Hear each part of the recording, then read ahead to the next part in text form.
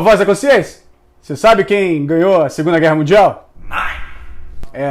Muita gente parece que não. Meio que a gente vai começar a trocar uma ideia aí num quadro meio novo, sobre alguns assuntos meio tretudos. Nós vamos trazer um pouquinho aí de informação, briga, discórdia e reflexão. Essa parte é importante. E nosso companheiro desse novo quadro é a nossa Voz da Consciência, o cara que só se ferra na história, é o nosso alemãozinho, sem nome ainda.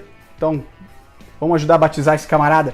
O Almanac está estreando Papo de Boteco, um momento de reflexão sobre as maiores tretas que rondam a internet. E, tipo assim, hoje nós vamos falar sobre quem venceu a Segunda Guerra, afinal de contas. Não sei se é só comigo, mas parece que a internet meio que virou torcida organizada, né? E meio que nós temos que cuidar com o que nós falamos, que ou nós agradamos um lado e ofendemos o outro, ou vice-versa. E o quadro Papo de Boteco vai ser mais ou menos isso, tá? Nós vamos trazer sempre dilemas, dúvidas, ideias, na ideia de discutir, brigar e, acima de tudo, pensar um pouco. E hoje nós vamos começar com, acho que a treta mais antiga dos últimos 75 anos. Afinal de contas, quem ganhou a Segunda Guerra Mundial? Depois que a internet chegou, todo mundo virou Deus em alguma coisa, né? Tipo, especialista, meio que faculdade foi extinta, meio que especialização também não precisa, livro, então, quase ninguém mais lê. E, sim, eu sou historiador, mas também eu meio que fujo do padrão, então nunca fiz miçanga e nem fumei maconha, então meio que eu fugi do padrão, tá, galera? Nada contra os historiadores que praticam tal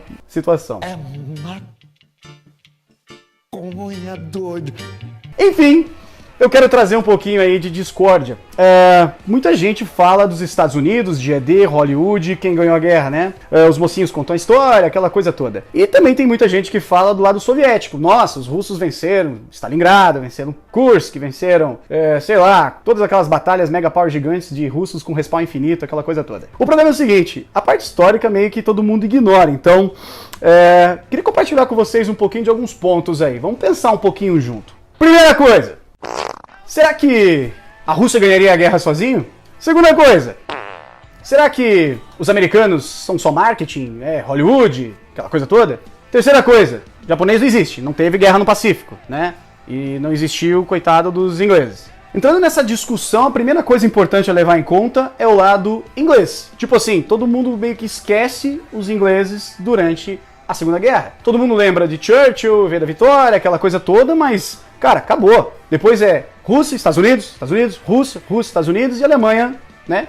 O ponto importante é o seguinte, nem só de uísque vive Winston Churchill. Não sei se você lembra, a guerra não começou com a invasão da Rússia, né? Então, entre a invasão da Rússia e o início da Segunda Guerra, nós tivemos aí 2 anos quase que cheios. E nesse tempo aí todo, praticamente 1 ano, os ingleses ficaram sozinhos, cara. Então, sim, os ingleses foram fundamentais para a vitória aliada da Segunda Guerra. Apesar de ter, né, uma distância entre 1940 até 1945, sim, os ingleses foram fundamentais. Afinal de contas, Rússia fora da guerra, Estados Unidos fazendo geladeira. Quem iria segurar os nazistas? Pois é, o gordo, o bêbado, o inconsequente do Churchill. Porque não é assim que vocês tratam ele na internet, né? Churchill é a figura mais difamada da Segunda Guerra. E eu acho que nós deveríamos dar um valorzinho um pouquinho maior para essa figura. Afinal de contas, quem segurou a Luftwaffe, a Força Aérea Alemã, foi ele. Ponto número 2. Basicamente, vocês esqueceram que guerra não se ganha com arminhas, bombas e somente estratégia militar. Toda a guerra tem a ver com algo um pouquinho maior.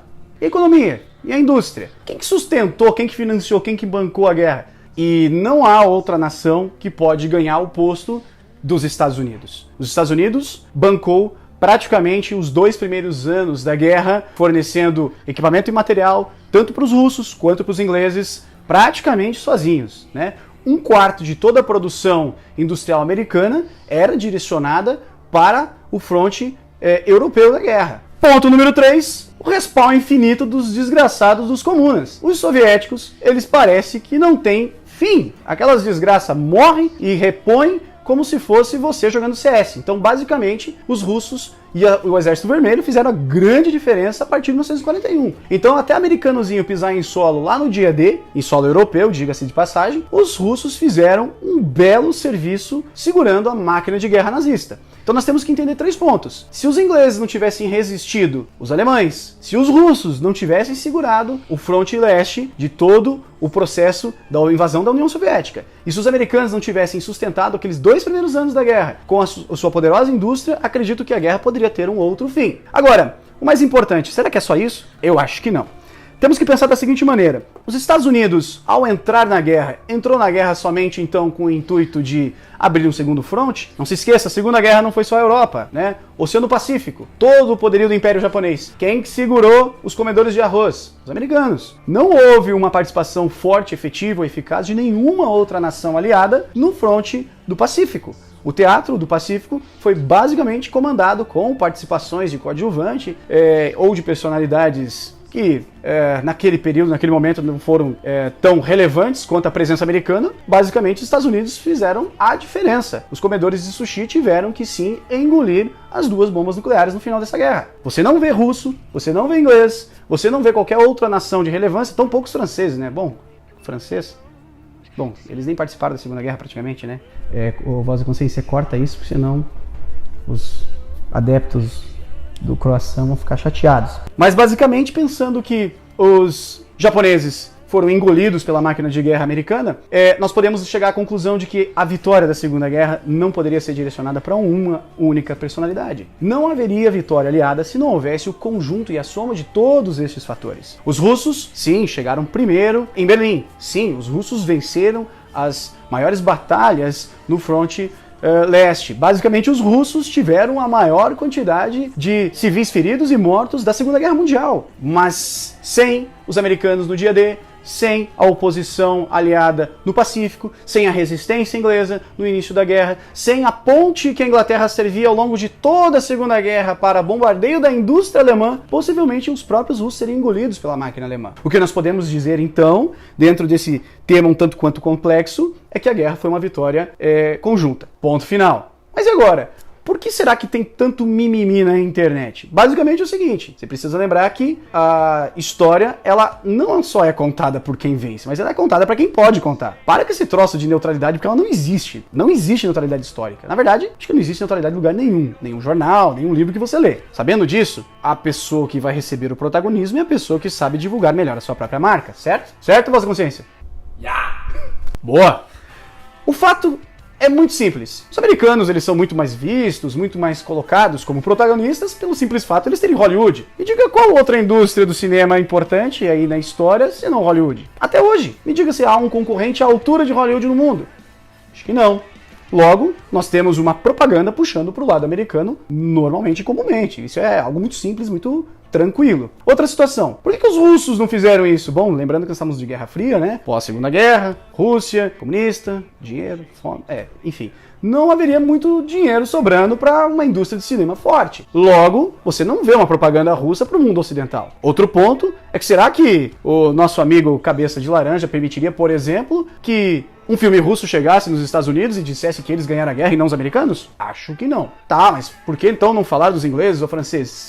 Francês sabe fazer filme? Já assistiu algum filme francês importante? Legal? Se assistiu, põe nos comentários, cara, porque filme francês pra mim, ou é aquelas coisas que você começa sem entender e termina não entendendo nada, ou basicamente tem aquela nudez artística francesa que ninguém gosta, ninguém entende, com aqueles monte de sovaco peludo. Outra situação é inglês. Filme inglês falando bem da Inglaterra? Até tem, mas coprodução americana. Logo, nós vamos ter sempre aquele sotaque americanizado na produção britânica, por exemplo. E soviética. Hoje você tem uma indústria cinematográfica soviética, que nem é mais soviética, eu lembro assim de passagem, apesar que o Putin, enfim. Nós temos toda aquela situação russa hoje trazendo um cinema novo, mas com uma ideia muito mais fantasiosa que o próprio Hollywood. Você assiste filmes aí que nem chegam no Brasil, sei lá, T-34, Tigre Branco, Stalingrado, esses filmes que são maravilhosos de assistir. Aquele que você senta à tarde, assim, com aquela pipoquinha murcha do sábado à noite, você assiste à tarde lá, aquela tarde de ressaca, um filme como esse, se diverte muito legal, mas que de precisão histórica também não tem nenhuma, assim como você assistir Corações de Ferro.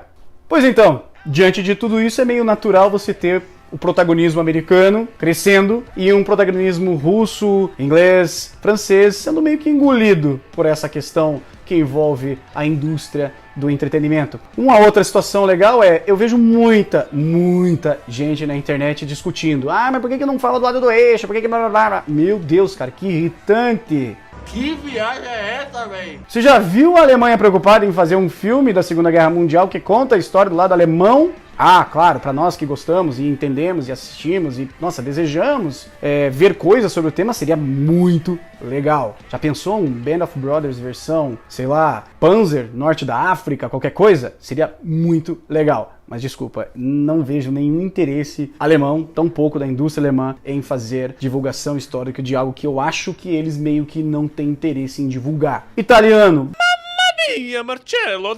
Japão. Você não tem uma indústria japonesa focada para a história japonesa, até porque o Japão hoje ele é um braço ocidental no Oriente, então meio que o Japão engole o que os Estados Unidos propõem desde os tempos do fim da Segunda Guerra. E, por sua vez, uma unificação, uma espécie de sonho de todo internauta aficionado por Segunda Guerra em um filme neutro sobre a Segunda Guerra, cara, não vai existir, beleza? O que interessa para nós aqui, portanto, é entender que o que se chega ao público, tanto no meio literário, no meio cinematográfico, games e etc. Sim, é produção intencional e não cabe a você reclamar, cabe a você não consumir, né? Basicamente essa liberdade que nós temos no mundo como o nosso. Então você não concorda, você não consome. O problema é que você não vai ter muita outra opção. E acreditar num universo de mitos que são gerados pela internet, isso é uma escolha burra sua.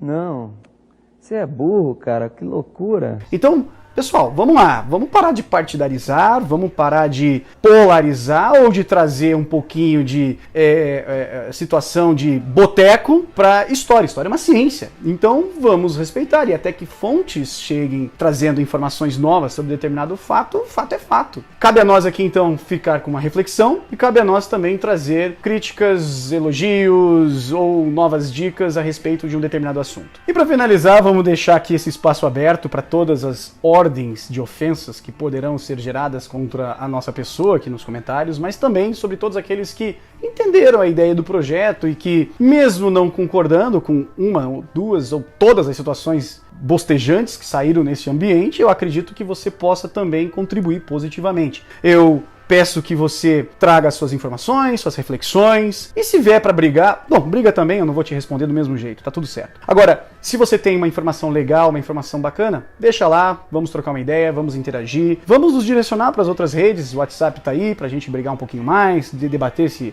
os soviéticos são melhores, os americanos são piores, enfim. E quando alguém te perguntar quem venceu a Segunda Guerra, responda da seguinte maneira: basicamente a resistência britânica, o whisky do Churchill, a indústria e as fábricas de panela americana e o respawn infinito russo. Eu acho que é uma excelente resposta para a gente começar a trabalhar com uma boa reflexão.